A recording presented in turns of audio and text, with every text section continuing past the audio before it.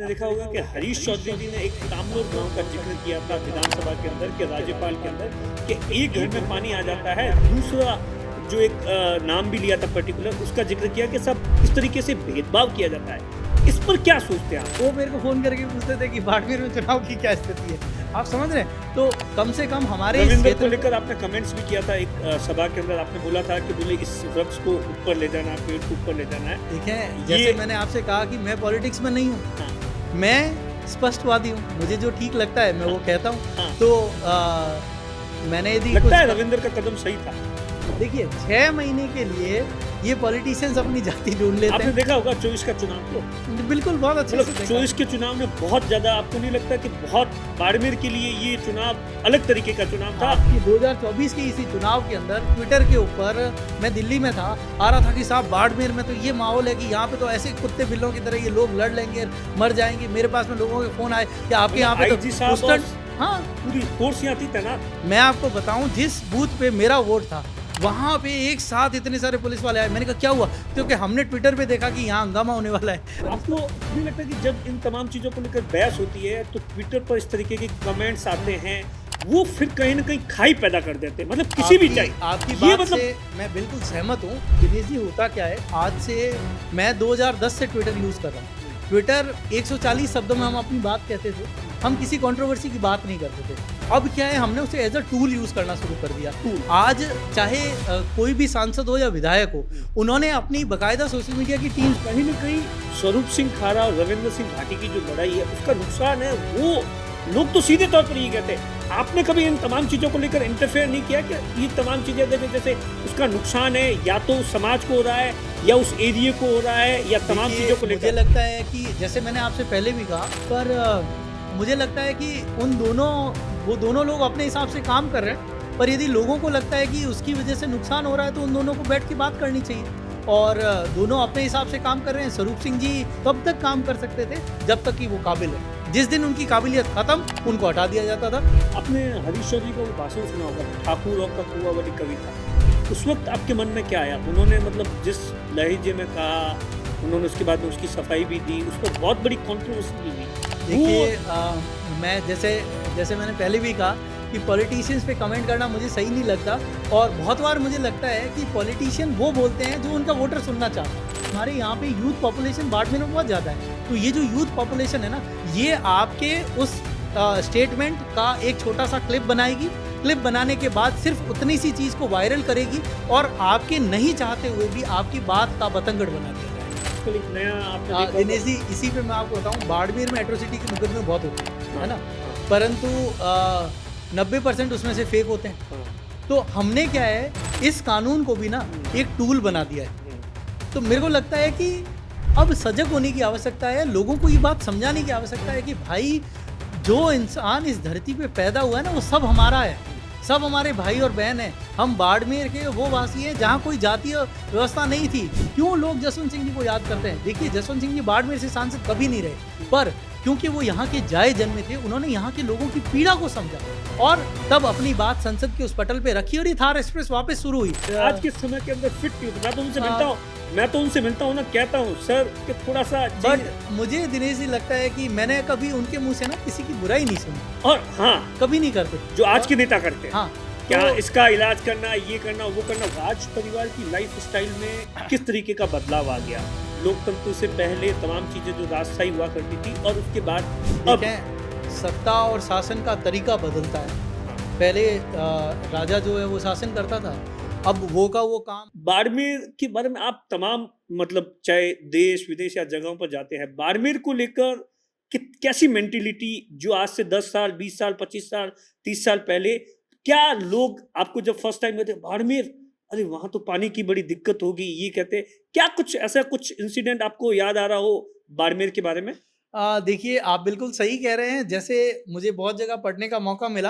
हाँ, हम जब दिल्ली या जयपुर जाते थे, जयपुर ही, दिल्ली तो बहुत दूर की बात है। हाँ, जयपुर में भी लोगों को ये लगता था कि हमारे यहाँ पे तो पानी नहीं है, पीने को भी पानी नहीं है, तो हम तो शायद एक बॉटल पानी में अपना पूरा गुजारा करते हैं, स्नान तो हम कोई 7-8 दिन में करते हैं। ऐसे लोग बातें करते थे। हाँ, पर आज ईश्वर की मेहरबानी से हमारे यहाँ इतनी खनिज संपदा मिली है कि बाड़मेर बिल्कुल कायाकल्प हो गई, तो अब लोगों की नज़रों में वो बाड़मेर नहीं रहा जहाँ पीने को पानी नहीं है। पर फिर भी आज भी मैं देखता हूँ बहुत सारे पॉलिटिशियंस हाँ, वो उसमें कैसा लग रहा है कि जब वो कोई नेता ये कहता है कि बोले पनिशमेंट के तौर पर बाड़मेर या जैसलमेर भेज दूंगा। दिक्कत ये है कि कोई लोग पूर्वाग्रह से ग्रसित होते हैं ना, हम्म, उनका इलाज नहीं हो सकता। उन लोगों के जहन में ये बात बैठी हुई है कि बाड़मेर जैसलमेर खराब जगह है।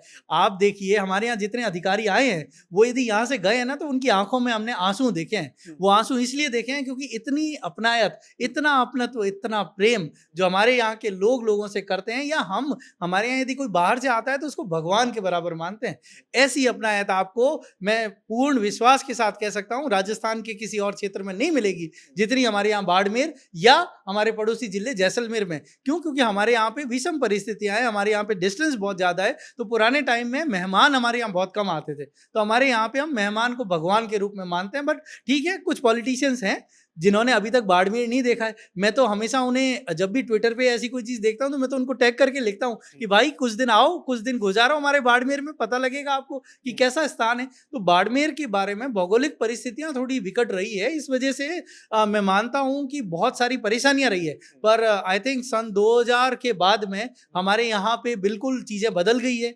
आज हमारी जीडीपी जो है वो राजस्थान में मतलब पहले या दूसरे स्थान पे आती है। पर कैपिटा इनकम हमारे यहाँ 1,28,000 है, जो जयपुर से भी ज्यादा है।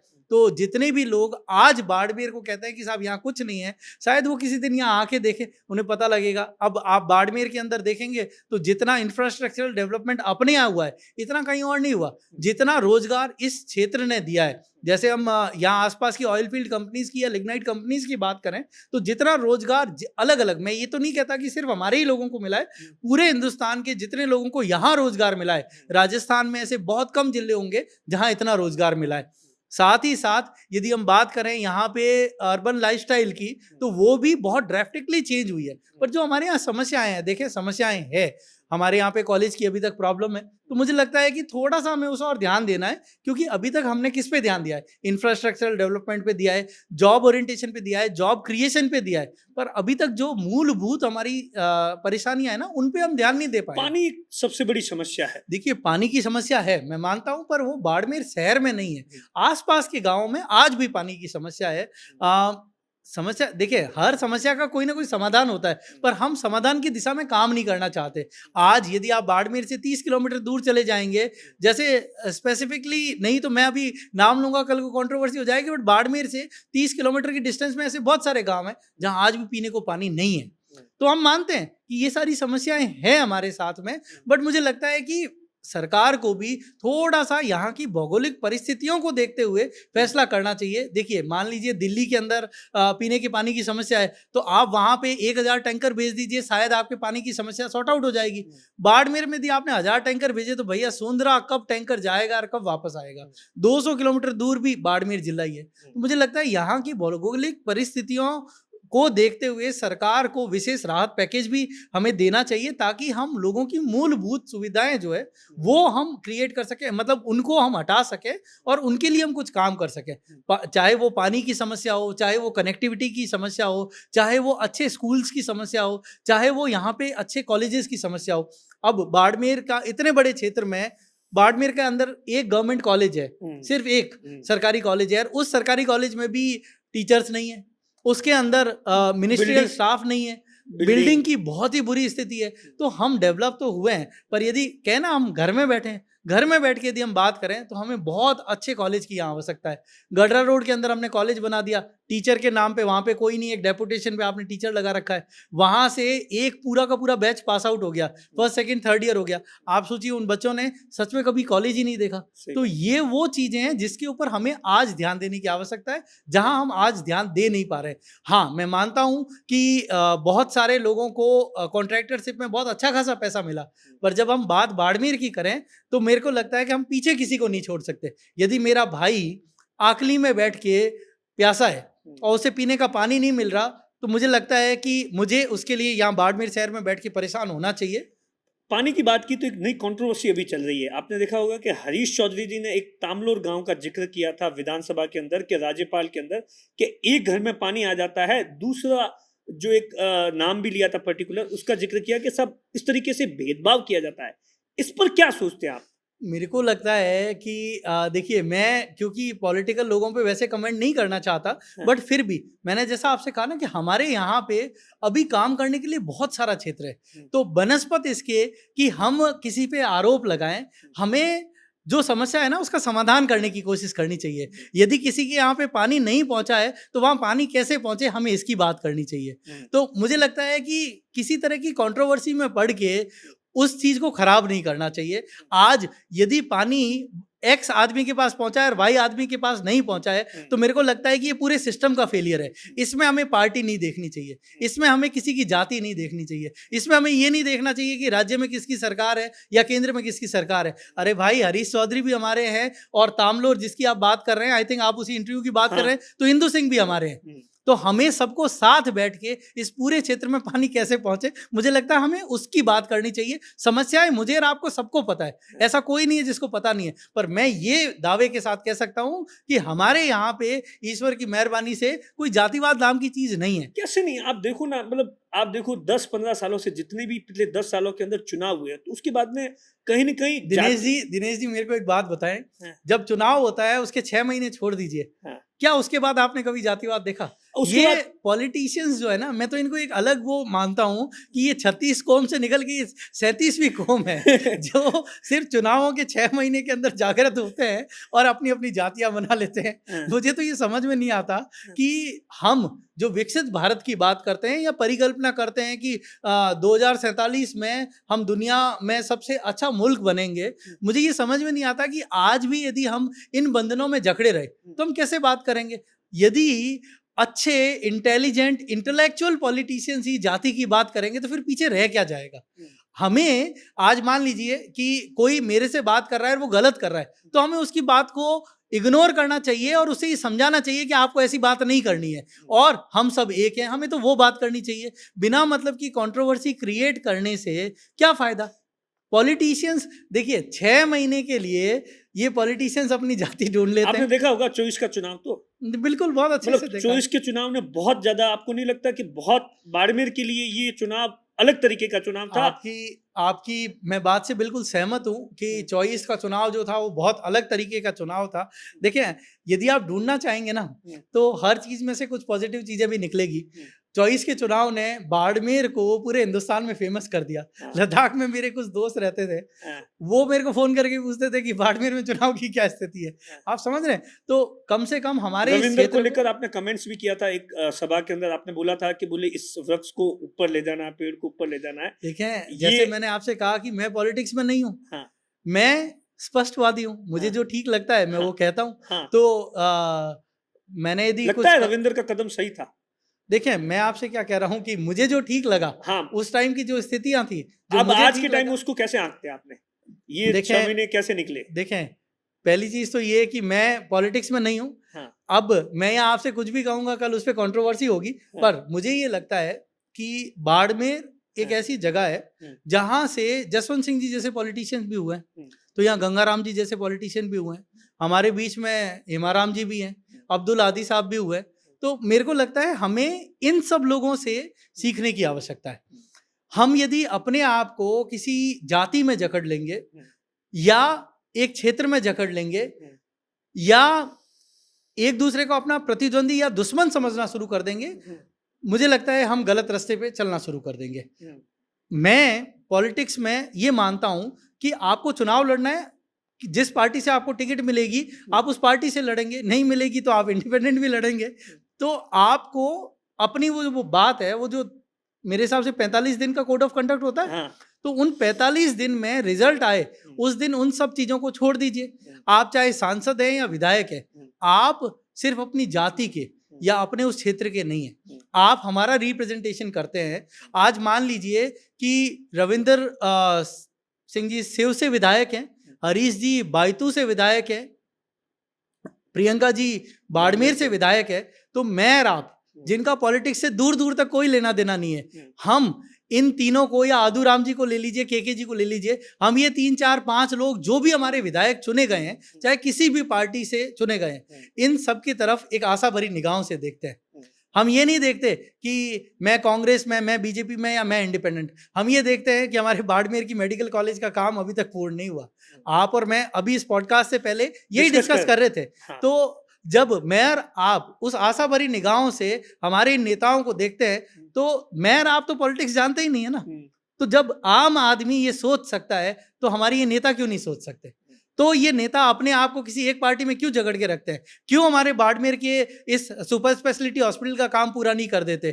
क्यों हमारे बाड़मेर की इंजीनियरिंग कॉलेज के अंदर, जहां आज भी सिर्फ एक प्रिंसिपल के भरोसे कॉलेज चल रही है, उसके लिए विधानसभा में मांग क्यों नहीं उठाते? तो ऐसा तो नहीं है। मैं आज ही सुन रहा था, राजाखेड़ा के एक विधायक जी जो हैं, उन्होंने हमारे यहाँ बाड़मेर जैसलमेर के ओरण और गोचर को लेके बहुत अच्छा बोला। रोहित बोरा जी ने। तो राजाखेड़ा जो यहाँ से लगभग 700 किलोमीटर दूर है, यदि वहां का विधायक हमारे क्षेत्र के बारे में सोच सकता है, तो भैया ये तो हमारे अपने हैं ना। प्रियंका जी हमारी बहन जैसी हैं, रविंद्र हमारे भाई जैसा है, हरीश जी हमारे भाई जैसे हैं। तो ये जितने भी लोग हैं, के जी भी हमारे अपने हैं, आदूराम जी भी हमारे अपने हैं। तो भाई इन लोगों को मिल के, हमारे यहाँ बाड़मेर में क्या समस्याओं का अंबार कम है, या आपको और मेरे को ये लगता है कि हमने एक साल में तो आपको लगा होगा थोड़ा बाड़मेर को कम मिला?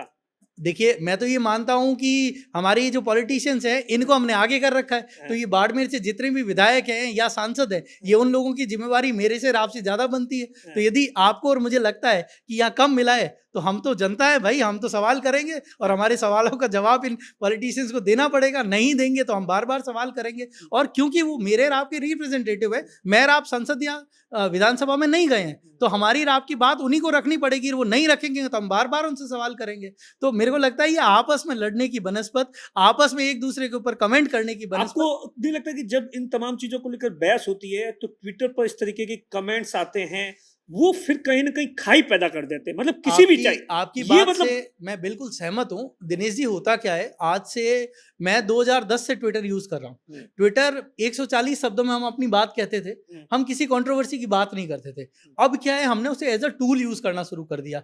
आज चाहे कोई भी सांसद हो या विधायक हो, उन्होंने अपनी बाकायदा सोशल मीडिया की टीम्स बना रखी है, और आप उनके खिलाफ या उनके फेवर में कुछ लिख दीजिए, वो उसकी रीच बढ़ाने के लिए अथक प्रयास करते हैं। तो पहले वो जो एक फ्री स्पीच की जगह थी ना, मेरे को लगता है कहीं ना कहीं ट्विटर ने अपनी उस इमेज को खो दिया है। आज की डेट में सोशल मीडिया की 1000-1500 लोगों की टीम काम करती है, चाहे वो कोई भी सांसद, कोई भी विधायक हो। मैं किसी एक स्पेसिफिक आदमी की बात नहीं करता। और वो गलत चीज भी हमारे सामने ऐसे पोर्ट्रे की जाती है कि हमें लगता है यही हो रहा है। मैं आपको बताऊं कि 2024 के इसी चुनाव के अंदर ट्विटर के ऊपर, मैं दिल्ली में था, आ रहा था कि साहब बाड़मेर में तो ये माहौल है कि यहाँ पे तो ऐसे कुत्ते बिल्लों की तरह ये लोग लड़ लेंगे, मर जाएंगे। मेरे पास में लोगों के फोन आए कि आपके यहाँ पे तो हाँ पूरी फोर्स यहाँ थी तैनात। मैं आपको बताऊं, जिस बूथ पे मेरा वोट था, वहां पे एक साथ इतने सारे पुलिस वाले आए। मैंने कहा क्या हुआ? क्योंकि हमने ट्विटर पे देखा कि यहाँ हंगामा होने वाला है। मैं अंदर जाके देखूं, मैंने कहा कौन हंगामा करेगा? ये अश्विनी जिसके साथ मैं बचपन से खेला हूं, या ये मेरे पास बैठा हुआ मेरा भाई, जो हम सबके सब हमेशा जिंदगी भर साथ रहे। भाई, हम इन पॉलिटिशियंस के चक्कर में आपस में अपने रिश्ते खराब नहीं करते, पर कुछ लोग जो इस तरह का माहौल बिगाड़ते हैं, उसी वजह से आज ये जातीय बैर लोगों के अंदर बढ़ रहा है। और मेरे को लगता है कि इसमें मेरे और आपसे ज्यादा इंपॉर्टेंट जिम्मेवारी हमारे इन पॉलिटिशियंस की बनती है कि बनस्पत इसके कि एक दूसरे पे जातीय आरोप लगाओ या एक दूसरे पे भेदभाव के आरोप लगाओ। कोशिश ये करो कि हम सबको साथ लेके आगे कैसे चल सकते हैं। कोशिश ये करो कि यदि कोई भी इंसान गलत बात करता है, तो उसको मुंह पे स्पष्ट रूप से कहो कि आप ये गलत कर रहे हैं। सर, आपका तो पुराना राज परिवार का जो है राजनीति से नाता रहा है। आपने नहीं सोचा कभी राजनीति में आने के बारे में? क्योंकि एमएलए भी रह चुके हैं आपके परिवार से, तो आपने कभी इन तमाम चीजों को लेकर सोचा नहीं? दिनेश जी, मेरे पिताजी एमएलए रहे हैं, इसमें कोई दो राय नहीं है। बाड़मेर से भी रहे हैं, शिव से भी रहे हैं। मात्र 25 साल की उम्र में वो विधायक चुने गए थे। 25 साल की? हाँ, 62 में वो सर्टिफिकेट लगा हुआ है ना। 1962 में, तो वो सिर्फ 25 साल की उम्र में विधायक चुने गए। पर देखें, ये सबका अपना इंटरेस्ट होता है। तो मुझे लगता है कि जितना स्पष्ट तरीके से अपन बात मैं आज कर पा रहा हूँ, यदि कल को मैं किसी पॉलिटिकल पार्टी में चला गया, तो इस तरीके से बात नहीं कर पाऊंगा। मैंने इस बाड़मेर को सिर्फ अपना परिवार समझा है, और मैं चाहता हूं कि जब तक जिंदा रहूं, इस परिवार में कभी कोई तरह का भेद नहीं करूं। मान लीजिए किसी पार्टी में जाऊंगा, तो एक पार्टी के लोग मुझे अपने लगेंगे, दूसरे वाले के नहीं लगेंगे, जो आज का ट्रेंड है। तो अच्छी कौन सी पार्टी, बीजेपी या कांग्रेस? देखें, दोनों ही अच्छी है, आपके देखने का नजरिया है। मैं जैसे मैंने आपसे कहा ना कि भाई लोग किसके हैं, लोग तो आपके और मेरे ही है ना। हमारे संबंध जो है वो आपस में सदियों से, कोई आज और कल तो है नहीं। हम कहीं किसी बाहर से तो आए नहीं है। मैं और आप यहीं पैदा हुए हैं, हमारे पूर्वज भी यहीं सही रहे। बात। तो मतलब ये है कि आपको एक की आइडियोलॉजी अच्छी लगी, दूसरे को दूसरे की आइडियोलॉजी अच्छी लगी, पर आइडियोलॉजी की बात तो उस दिन खत्म हो गई ना जिस दिन चुनाव का रिजल्ट आ गया। इसके बाद जो भी सांसद या विधायक चुना गया है, उस आदमी को मैं यही याद दिलाने की कोशिश कर रहा हूँ कि भैया अब आप विधायक या सांसद चुन लिए गए हो, अब छोड़ो जातिवाद की बात और हमारे इस क्षेत्र को आगे कैसे बढ़ाओगे उसकी बात करो। तो politics is not my cup of T, मुझे मतलब नहीं पसंद, और इसीलिए मुझे पॉलिटिशियंस भी कोई खास पसंद लेकिन नहीं मैं है। इसमें एक बात जोड़ना चाहूंगा, अभी 15 दिन पहले मैंने महंत प्रतापपुरी जी का इंटरव्यू किया था। जी उनसे भी मैंने ये सवाल पूछा था, मैंने कहा आप इस तरीके से लगातार है वो सेवा कर रहे थे, तो उन्होंने सीधे तौर पर ये कहा कि बोले राजनीति में धर्म का होना बहुत जरूरी है। तो आपको नहीं लगता कि क्योंकि राज परिवार एक जमाना अलग था, सेवा करने का तरीका अलग था, अब उसी नए तरीके से इन तमाम चीजों को अगर आपका प्रेजेंट होगा तो ज्यादा बेटर रहेगा? आप सोचिए कि किसी दिन मैं संयुक्त राष्ट्र संघ में भारत का प्रतिनिधित्व करूं हाँ। और वहां लिखा है त्रिभुवन सिंह जो बाड़मेर राजस्थान से आता है, हाँ। आपके लिए वो खुशी का पल नहीं बहुत। होगा? तो अभी तक मैं उसी सवाल पे आ रहा यहाँ था। यहाँ से पत्थर उछाल के नीचे फेंकिएगा, हाँ। जिसके सिर पे गिरता है कहीं ना कहीं उसको भी पॉलिटिक्स में जाना है। तो जब लंबी लाइन है तो भाई आपको उस लाइन में क्यों लगना है? हाँ। हम उस डेवलप्ड बाड़मेर की परिकल्पना कर रहे हैं जहां हमें हर क्षेत्र में अपने लोग चाहिए। तो पॉलिटिक्स के लिए हमारे पास में बहुत सारे लोग हैं। आपको तो पता ही होगा, आप तो पॉलिटिकल लोगों के इंटरव्यूज लेते हो, हर सीट के लिए 50-50 दावेदार बैठे हुए हैं, तो वो 51वां दावेदार लेकिन क्यों अच्छे बनना लोग है? आएंगे तो थोड़ा अच्छा। सारे लोग अच्छे हैं, ये तो मैं और आप बहुत भले हो गए हैं कि वापस इनसे सवाल नहीं करते हैं। नहीं, जिस मेरे दिन को तो हमने मेरे को तो जब भी मौका मिलता है मैं सवाल करने में तो पीछे नहीं हटता हूँ। जब आपने सवाल करना शुरू किया तभी तो ये लोग भागना शुरू हो गए। आप सोचिए हाँ। कि आज हमारे यहाँ से इस क्षेत्र से आईएएस आईपीएस ऑफिसर्स कम है। पिछले कुछ टाइम में 2005 के बाद हमारा नंबर बढ़ा है, पर फिर भी यदि अपन दूसरे जगहों को देखें या शेखावाटी क्षेत्र को देखें तो मुझे लगता है कहीं ना कहीं हमारा नंबर कम है। तो हमें सिर्फ पॉलिटिक्स में ही आगे थोड़ी जाना है, हमें अपने क्षेत्र से आईएएस आईपीएस ऑफिसर्स बनाने। शेखावाटी में देखो कितने अच्छे बिजनेसमैन हैं, मतलब कितने बड़े बिजनेसमैन हैं। क्या इतने बड़े बिजनेस हाउस हमारे यहाँ बन पाए? नहीं बन पाए, बहुत कम है। तो हमें बिजनेस के क्षेत्र में भी आगे जाना है। बाड़मेर जैसलमेर जो है वो एनर्जी हब बन रहा है, पर अभी तक भी एनर्जी में जितनी बड़ी कंपनीज है इनमें किसी भी कंपनी में सीईओ या टॉप मैनेजमेंट में हमारे बाड़मेर के लोग नहीं है। तो हमें उस और भी आगे बढ़ना है। तो मुझे लगता है हमें ओवरऑल हर फील्ड में अपने लोगों को तैयार करके आगे भेजना है।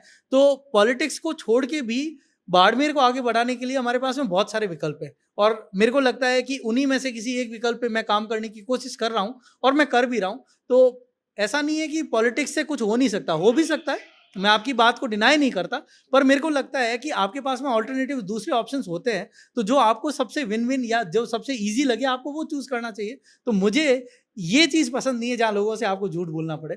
मुझे लगता है कि हम दूसरी जगहों से काम कर सकते हैं।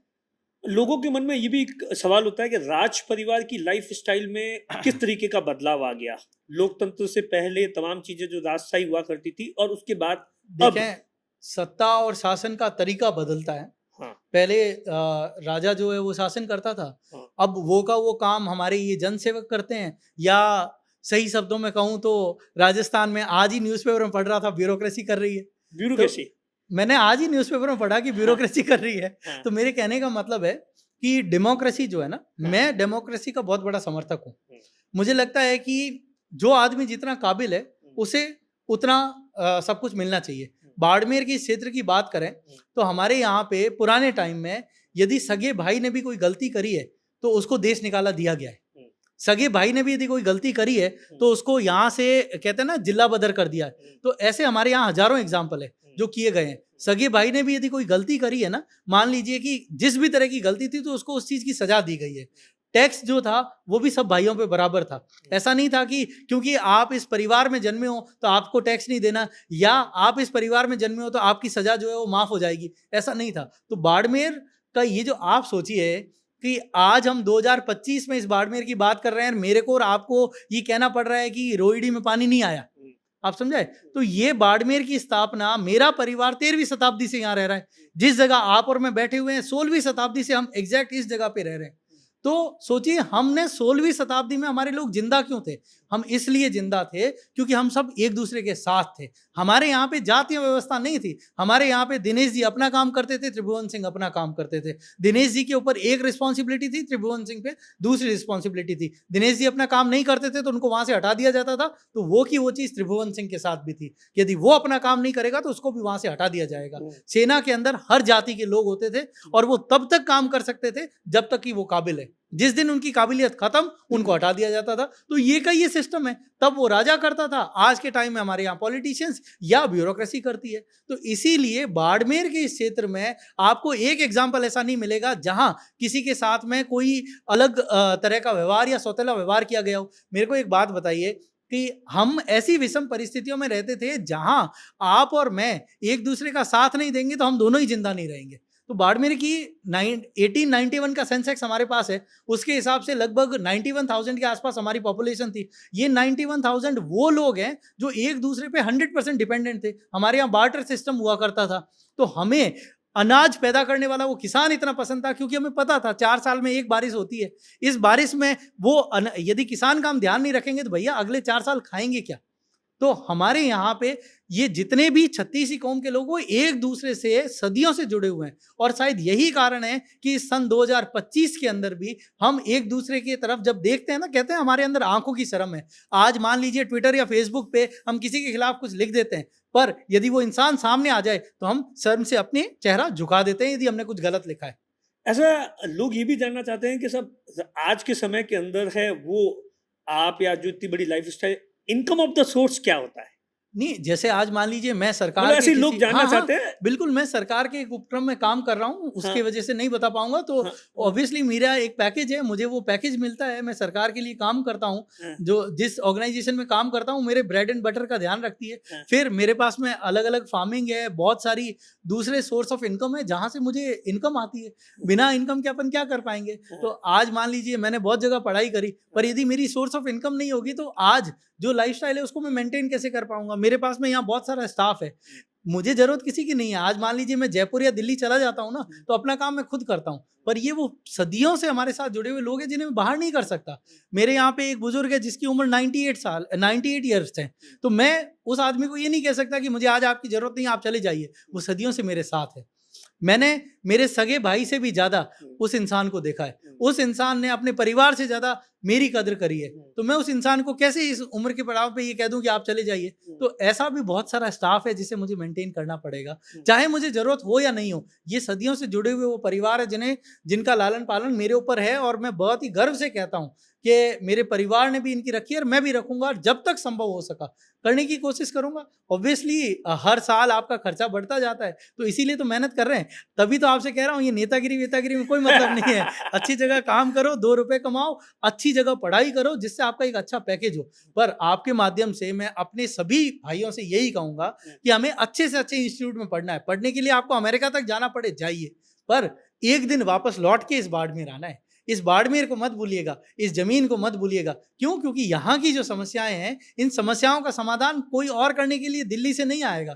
इन समस्याओं का समाधान मेरे को और आपको, जो यहाँ के जाए जन में, अपने को करनी पड़ेगी। हो सकता है कि मेरे को और आपको पढ़ने के लिए अमेरिका, ऑस्ट्रेलिया, यूके, कनाडा कहीं जाना पड़े। हमें जाना चाहिए, हमें हमारे बच्चों को भी इन सब जगह भेजना चाहिए, पर उनसे ये कहना चाहिए कि बेटा 5 साल वहाँ काम करो, एक्सपीरियंस लो और फिर वापस यहाँ आओ, ताकि यहाँ की जो समस्याएं हैं उनको वहाँ आप जो पढ़ के आए हो उसको यहाँ इंप्लीमेंट करो और इन समस्याओं को दूर करने की कोशिश करो। वरना मेरे और आपके जैसे यदि सभी लोग यहाँ से चले गए तो फिर यहाँ की समस्याओं का समाधान कैसे होगा भाई? नहीं होगा।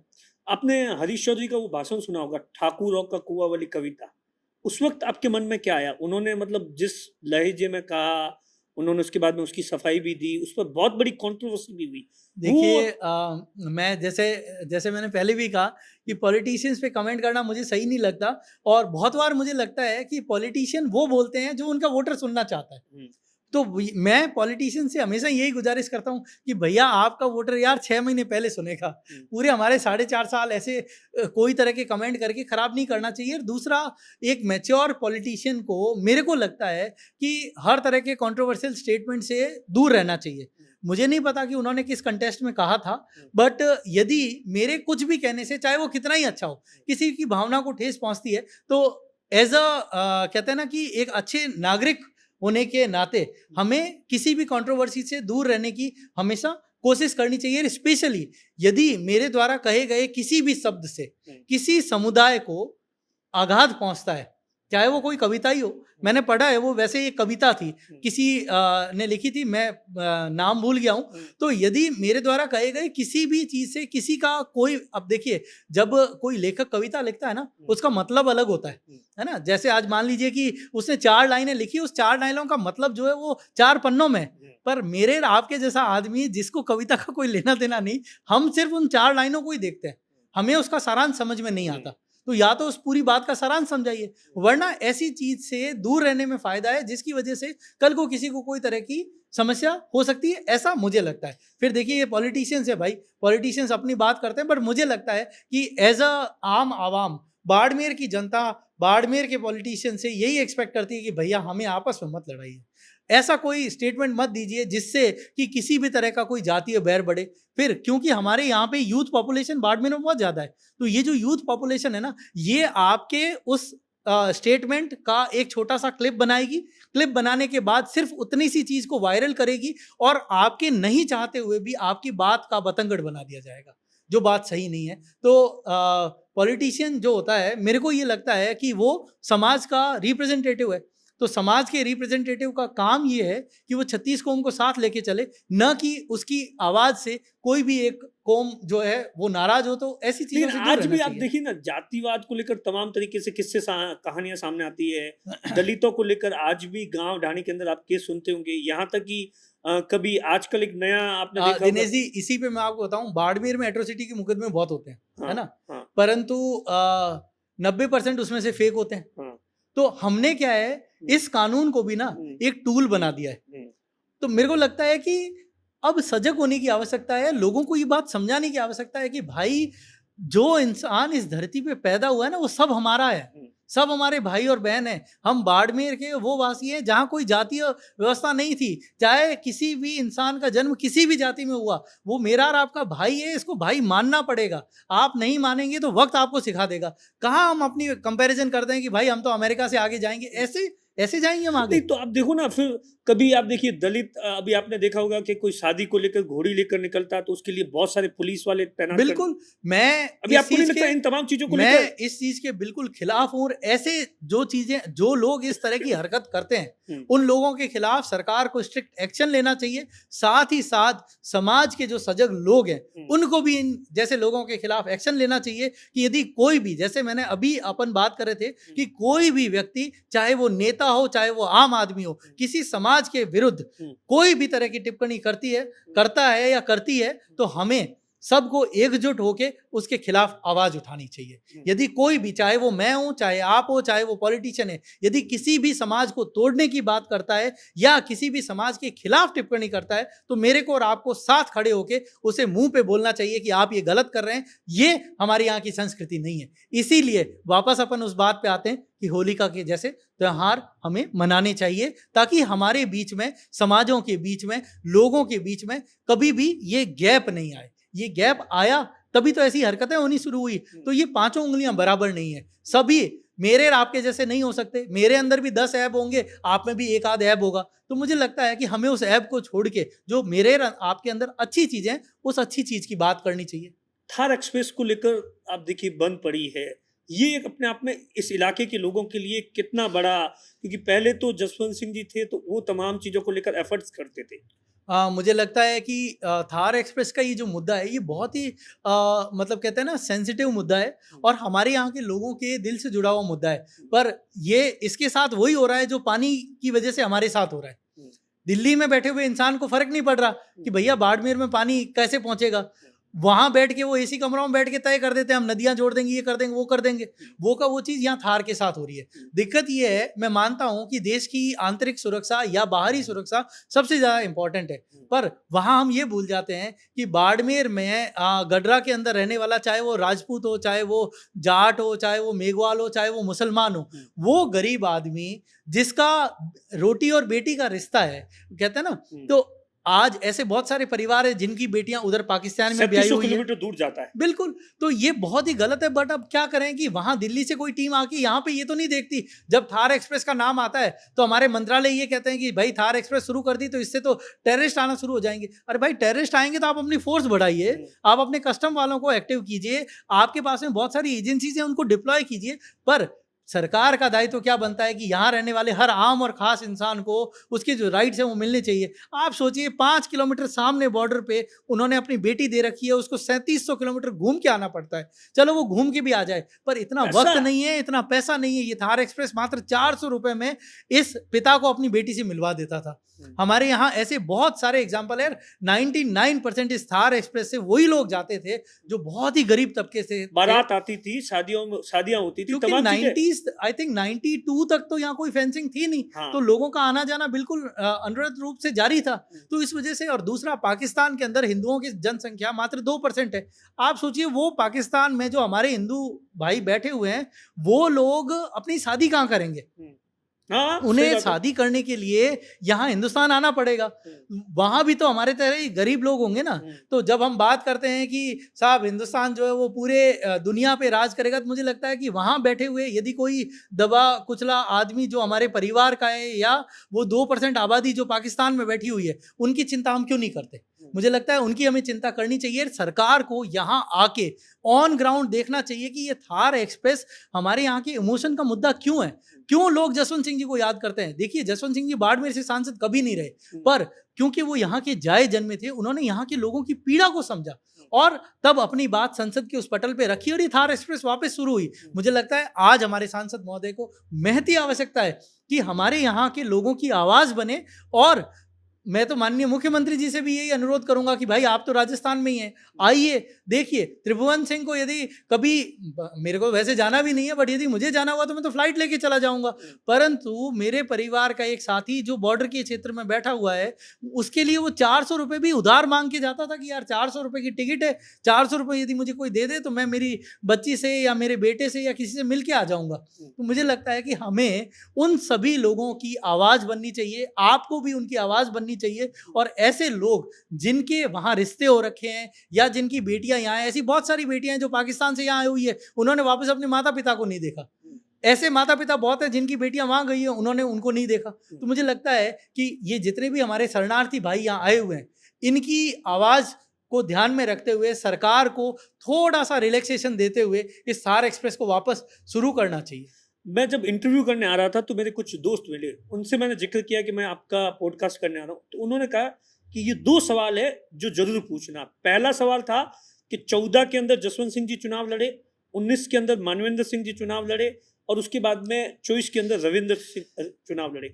ये जो तीनों जो चुनाव थे, इसने कहीं ना कहीं जो राजपूत समाज था उसे बीजेपी से कहीं ना कहीं खाई बढ़ गई और उसका नुकसान है वो कहीं ना कहीं हुआ। इस पर क्या सोचते हैं? इस पर थोड़ा सा डिटेल से। और जसवंत सिंह जी के जाने से तो बहुत बड़ा, देखिए जसवंत सिंह जी जो थे वो सिर्फ राजपूत नहीं थे, मतलब देखें वो भारत के विदेश मंत्री, वित्त मंत्री भी रहे हैं। तो मुझे लगता है कि मुझे और आपको क्योंकि मैंने और आपने थोड़ी पढ़ाई भी करी है ना, तो अपने को विदेश मंत्री या वित्त मंत्री को जाति के बंधन में नहीं बांधना चाहिए। तो जसवंत सिंह जी ने इस देश के लिए बहुत काम किया। उनका जाना इस क्षेत्र के लिए सच में मतलब बड़ा दुखदाई था और मुझे लगता है कि उनके जैसे नेता को फिर बनने में वक्त लगेगा। बात मानवेंद्र सिंह जी की करें तो मानवेंद्र सिंह जी भी बहुत अच्छे नेता रहे हैं, हमारे यहाँ से सांसद भी रहे हैं, विधायक भी रहे हैं, जर्नलिस्ट भी रहे हैं। हाँ। और मैं अच्छे पॉलिटिशियंस में से एक उनको मानता हूं क्योंकि बहुत स्पष्टवादी है बहुत। और लेकिन आज के समय के अंदर फिट नहीं होते। मैं तो उनसे मिलता हूँ ना, कहता हूँ सर कि थोड़ा सा, बट मुझे दिनेश जी लगता है कि मैंने कभी उनके मुंह से ना किसी की बुराई नहीं सुनी, और हाँ कभी नहीं करते जो आज के नेता करते हैं। हाँ, क्या तो इसका इलाज करना, ये करना, वो करना, तो वो अलग कैटेगरी है। एग्जैक्टली। तो मेरे को जैसे कहते हैं ना वो अपनी पर्सनल चॉइस होते हैं, तो मुझे मानवेंद्र सिंह पसंद है और मुझे लगता है कि हमारे पॉलिटिशियंस को भी उनसे सीखना चाहिए भाई कि ये किसी की बुराई क्यों कर रहे हो, आप अपना काम करिए ना। फिर जैसे कि आपने कहा कि समाज विशेष राजपूत समाज की बात करें ये बीजेपी से दूर हुआ, मुझे ऐसा नहीं लगता। कि दूर हुआ। जैसे मैंने कहा ना, ये सारे इमोशन चुनाव जो थे वो इमोशन पे लड़े गए, चाहे वो जसवंत सिंह जी का चुनाव हो, मानवेंद्र सिंह जी का चुनाव हो, या रविंद्र सिंह जी का चुनाव हो, ये सारे इमोशन पे लड़े गए। और देखें, एक अच्छा लोकतंत्र क्या है? एक अच्छा लोकतंत्र ये कहता है कि आप कैंडिडेट को पसंद करें कि कौन कैंडिडेट होगा, और कौन कैंडिडेट आपको मतलब आप किसी जाति में या समाज में ना जकड़ के अपना कैंडिडेट की, यार मुझे ये इंसान पसंद है इसलिए मैं इसे वोट दे रहा हूँ। तो ये एक अच्छे लोकतंत्र की निशानी है, ऐसा मुझे लगता है, और ऐसा मैंने पढ़ा भी है। हमारा संविधान भी यही कहता है कि आप एक अच्छे व्यक्ति का चुनाव करें जो आपका रिप्रेजेंटेटिव बन सके। तो सामाजिक रूप से यदि हम कहें तो स्वरूप सिंह खारा भी बहुत एक्टिव है। हाँ, मुझे वो भी मुझे राजपूत दूसरा सवाल यही था कि कहीं ना कहीं स्वरूप सिंह खारा और रविंद्र सिंह भाटी की जो लड़ाई है उसका नुकसान है, वो लोग तो सीधे तौर पर ये कहते हैं। आपने कभी इन तमाम चीजों को लेकर इंटरफेयर नहीं किया कि ये तमाम चीजें अगर जैसे उसका नुकसान है या तो उस समाज को हो रहा है या उस एरिया को हो रहा है या तमाम देखिए, चीजों को मुझे लेकर? लगता है कि जैसे मैंने आपसे पहले भी कहा कि रविंद्र सिंह भाटी और स्वरूप सिंह जी खारा हाँ, दोनों राजपूत समाज से आते हैं, हम्म, और मैं तो उनको एक परिवार कहता हूँ। तो पॉलिटिकल उन दोनों की, कहते हैं ना कि वो नॉर्थ आमने पोल सामने साउथ लड़े हैं पोल, तो आमने सामने। नॉर्थ पोल साउथ पोल हो रखे हैं। पर मुझे लगता है कि वो दोनों लोग अपने हिसाब से काम कर रहे हैं, पर यदि लोगों को लगता है कि उसकी वजह से नुकसान हो रहा है तो उन दोनों को बैठ के बात करनी चाहिए। और दोनों अपने हिसाब से काम कर रहे हैं। स्वरूप सिंह जी का मीडिया के माध्यम से मैं रोज सुनता हूँ कि वो सरकार के साथ बढ़िया काम कर रहे हैं। रविंद्र सिंह जी का भी मीडिया के माध्यम से सुनता हूँ कि वो लोगों के लिए अच्छा काम कर रहे हैं। उसने तो चॉइस का चुनाव बाड़मेर को और ज्यादा हाईलाइट कर दिया। मैं आपसे कह रहा हूँ ना कि दोनों अपना अपना काम कर रहे हैं। स्वरूप सिंह जी संगठन में है तो वो संगठन के हिसाब से अपना काम कर रहे हैं। रविंद्र सिंह जी विधायक है तो वो उसके हिसाब से अपना काम कर रहे हैं। रही बात मेरे इंटरवेंशन की, तो देखें, क्योंकि मैं पॉलिटिक्स में नहीं हूँ, नहीं, लेकिन मुझे पॉलिटिशियंस पसंद भी नहीं है, लेकिन तो मैं ज्यादा वो करता भी नहीं आपके हूँ। पास लोग आते होंगे, समाज के लोग आते होंगे, कहते होंगे आते कि ये हैं, बोले बिल्कुल। जब भी कोई कंट्रोवर्सी होती है कि हाँ इसने करवा दिया, उससे अल्टीमेटली नुकसान तो होता ही उस इलाके का। 100% होता है। देखिए, मैं आपसे क्या कह रहा हूँ कि हम तो ये बात कर रहे थे कि भैया आमने सामने चुनाव लड़ लिया, बात खत्म हो गई, है ना? चुनाव खत्म, बात खत्म। अब आओ, जिसके साथ भी आपने चुनाव जीता है या हारा है, साथ बैठे और इस क्षेत्र को आगे कैसे बढ़ाना है, उस पर बात करनी चाहिए। ये वही बात हो गई कि यदि लोगों को लगता है कि इन दोनों के साथ नहीं आने की वजह से नुकसान हो रहा है, तो इन दोनों को सोचना चाहिए। क्यों? क्योंकि दोनों का धर्म ये बनता है कि जहां से दोनों ने चुनाव लड़ा है, एट लास्ट वो क्षेत्र आगे बढ़ना चाहिए। तो यदि आई थिंक सेव से सेव। दोनों ने चुनाव लड़ा है, तो यदि सेव में डेवलपमेंट नहीं हो रहा है, और तो मेरे को लगता है कि वो जिम्मेवारी स्वरूप सिंह जी की भी बनती है, क्योंकि उनकी सरकार है, रविंद्र सिंह जी की भी बनती है। तो उन दोनों लोगों को मिलके इस सेव को आगे कैसे बढ़ाना है, अपने उस विधानसभा क्षेत्र जहां से दोनों ने चुनाव लड़ा है, उसको आगे कैसे बढ़ाना है। और पॉलिटिक्स में तभी वो एक्टिव रह पाएंगे जब दोनों मिलके काम करेंगे। अब मुझे ये नहीं पता कि वो कैसे मिलेंगे, कैसे काम करेंगे। नहीं, मैं इस चीज़ के अंदर मैं सच बताऊं आपको कि मैं पॉलिटिशियंस, मेरे तो दोनों से बहुत अच्छे संबंध है। स्वरूप सिंह जी से भी अच्छे संबंध है, रविंद्र सिंह जी से भी अच्छे संबंध है। मैं तो बिना मतलब की बात उनसे करता नहीं हूँ, बट हाँ, ये मैं जरूर कहता हूँ कि आप दोनों का धर्म है कि जिस जगह आपने चुनाव लड़ा है उस क्षेत्र की डेवलपमेंट की बात करिए। कोई भी कंट्रोवर्सी से, जैसे मैंने आपसे कहा, कंट्रोवर्सी से दूर रहिए। बनस्पत इसके कि इसका काम रुकवा दूं, उसका काम करवा दूं, उसकी बनस्पत इस सेव के हर आम और खास का काम करवाइए। मेरे को तो लगता है एक भाई संगठन में, एक भाई विधायक है, तो सेव के तो वारे न्यारे होने चाहिए थे, दोनों हाथों में लड्डू होने चाहिए थे। तो यदि लड्डू नहीं है तो मेरे को लगता है कि दोनों को बैठ के विचार करना चाहिए। और हो सकता है वो विचार कर भी रहे हो, क्योंकि मैं और आप तो उनसे बात कंटिन्यूस उसमें करते नहीं है, बट मेरे को लगता है कि दोनों को काम करना चाहिए और अपने लेवल से जैसे भी वो कर सकते हैं, चाहे स्वरूप सिंह जी हो चाहे रविंद्र सिंह जी हो, दोनों को मिल बैठ करके उस क्षेत्र का डेवलपमेंट कैसे हो उसके ऊपर बात करनी चाहिए। बात सिर्फ रविंद्र सिंह जी, स्वरूप सिंह जी की नहीं है, सभी लोगों को साथ मिलके आगे बढ़ने की कोशिश करनी चाहिए। रविंद्र की एनर्जी को यूज़ करो, स्वरूप सिंह जी की एक्सपीरियंस को यूज़ करो और इस क्षेत्र को कैसे आगे बढ़ाओ। तो शिव से निकल के मैं तो चाहूँगा कि पूरे ज़िले पे भी ध्यान दो। तो हमारे पास में अच्छे लीडर्स भी होंगे, हमारे संगठन में काम भी होंगे। और फिर जैसे आपने इंटरव्यू की शुरुआत करी थी कि कहीं ना कहीं हमारे इस क्षेत्र में थोड़ा सा कहीं ना कहीं हम पॉलिटिकली पीछे होते जा रहे हैं, या हमारी जो डेवलपमेंटल रेट है वो कम हो रही है, या हमारी एक्सपेक्टेशन ज़्यादा है। तो सभी लोग मिलके कोशिश करें कि इस एक्सपेक्टेशन को बूस्ट अप कैसे किया जाए।